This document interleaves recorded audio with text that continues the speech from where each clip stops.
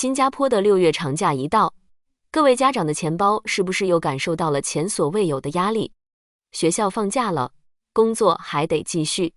孩子往哪儿放，带去哪儿玩，成了每个家长心里的一件大事。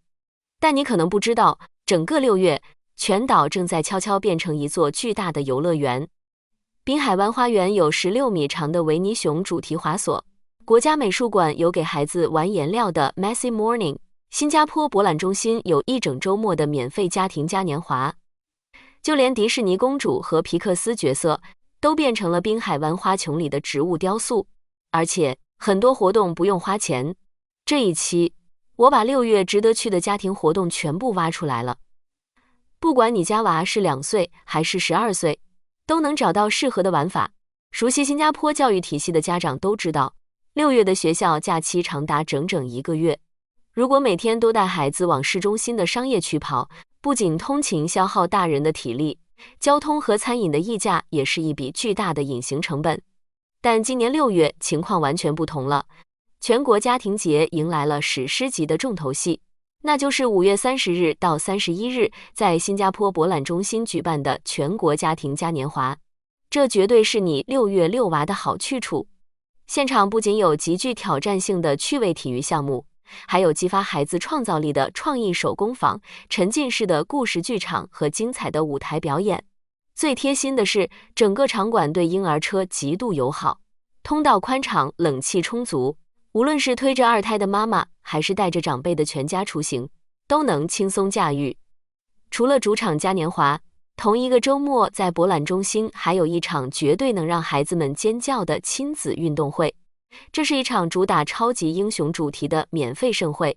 孩子们可以参与家庭体能挑战、亲子运动体验以及各种精心设计的障碍赛道。通过健康饮食游戏，还能在玩乐中培养良好的生活习惯。更让人惊喜的是，现场甚至有机会和深受大家喜爱的前国家足球队员哈山桑尼近距离互动，感受真正的体育精神。如果错过了5月底的这个周末，也千万别焦虑，因为从5月底一直到6月底，全岛各处都会有各种快闪活动持续接力。既然是假期遛娃，核心诉求就是高效消耗孩子的体力，以此换取家长晚上的清静。今年的户外放电项目，滨海湾花园绝对是霸榜级别的存在。整个6月，这里简直就是溜娃的天堂。首先，5月30日到6月21日期间，滨海湾花园的超级树丛林会空降一场维尼熊主题的儿童节活动。平时带孩子去商场玩充气，城堡1小时就要20-30新币，而这里不仅完全免费入场，设施更是极致的用心。现场有一条长达16米的主题滑索，绝对能让喜欢刺激的孩子玩到停不下来。旁边还有大型蹦床乐园和巨型充气玩偶，随便一个角落都极其出片。到了6月8日，重头戏来了，滨海湾花园的花穹将推出迪士尼花园奇境特展，现场足足布置了23个由精美植物打造的迪士尼和皮克斯主题雕塑。你能想象用鲜花和绿植拼成的白雪公主，以及冰雪奇缘里的艾莎，还有玩具总动员里的胡迪吗？这种视觉震撼绝对不仅吸引孩子，连大人都会觉得不虚此行。而且这个展览会一直持续到明年3月。此外，如果你打算在6月21日出行，下午3点到7点，在滨海湾花园还有一场专属的家庭野餐日活动。你可以带上野餐垫，和孩子在宽阔的草坪上放风筝、吃点心，享受微风拂面的惬意亲子时光。新加坡下午1点到3点的气温，对于户外活动来说确实是个极大的挑战。为了避免中暑，合理利用国家级场馆的室内冷气设施才是最高级的溜娃策略。这个6月有2个文化场馆的免费活动质量高到令人发指。首先是新加坡华族文化中心在6月19日到21日举办的首个以华语为主的儿童文化节，名为童趣乐园。他们通过生动的故事会、音乐和剧场表演，让孩子在毫无压力的情况下沉浸式接触华族文化。我强烈推荐大家重点关注6月21日的活动。当天不仅有充满怀旧气息的奶奶的杂货店故事会，还有极其罕见的蘸饼制作亲子工作坊。孩子们可以亲手制作传统点心，这种跨代际的文化体验是任何商业早教班都给不了的。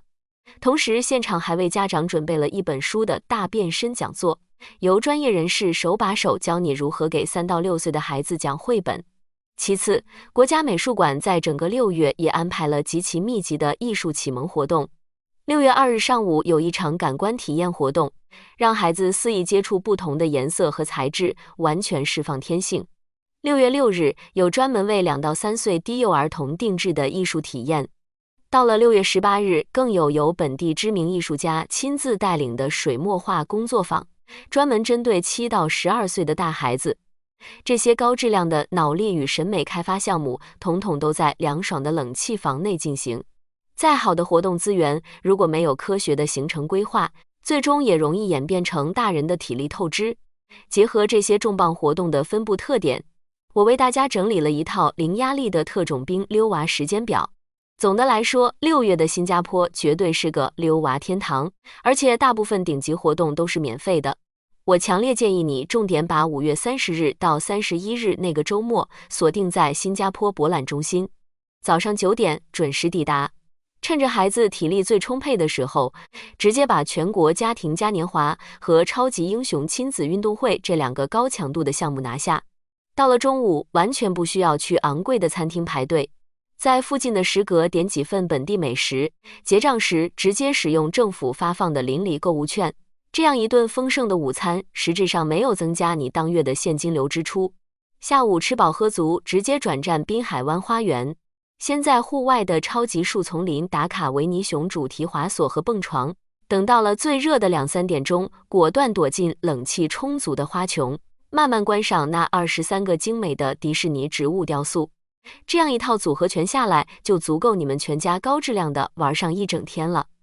如果你对特定的文化活动情有独钟，比如想带孩子去华族文化中心学做蘸饼，或者去国家美术馆体验水墨画，行程安排也非常简单，只需要提前看好具体的日期，在官网完成报名，然后把这半天的行程单独拎出来，配合周边的图书馆或者民众俱乐部，就能轻松度过一个充满文化底蕴的下午。高质量的亲子陪伴永远在于父母全身心的参与度，而不是消费账单上的那串数字。善用新加坡政府和各大文化机构在6月假期投放的这些顶级公共资源，我们完全可以零成本或者极低成本地为孩子规划出一个充实梦幻且极具教育意义的完美假期。无论是博览中心里挥洒汗水的超级英雄运动会，还是滨海湾花园里如梦似幻的迪士尼植物雕塑，亦或是国家美术馆里的水墨画启蒙，本质上都是把福利直接送到了我们的生活里。那么在这个精彩纷呈的6月假期，你最打算带孩子去体验哪一项神仙活动呢？是打算去挑战16米的维尼熊滑索，还是去华族文化中心感受传统文化的魅力？欢迎在评论区留下你的看法和计划。如果你觉得这期视频提供的信息对你的家庭出行规划有实质性的帮助，记得订阅这个频道并打开小铃铛。